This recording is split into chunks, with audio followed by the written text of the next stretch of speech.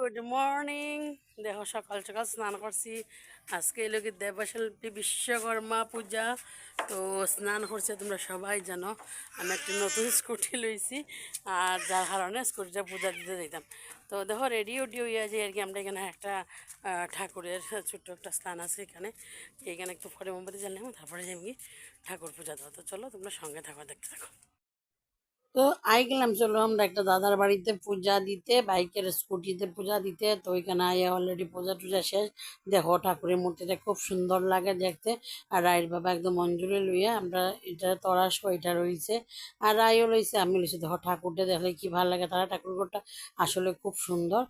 দেখো খুব মিষ্টি একটা ঠাকুরের চেহারা। এই দেখো আমার স্কুটি অলরেডি পূজা দেওয়া হয়ে গেছে, বাইক স্কুটি পুরা ভরপুর এখানে।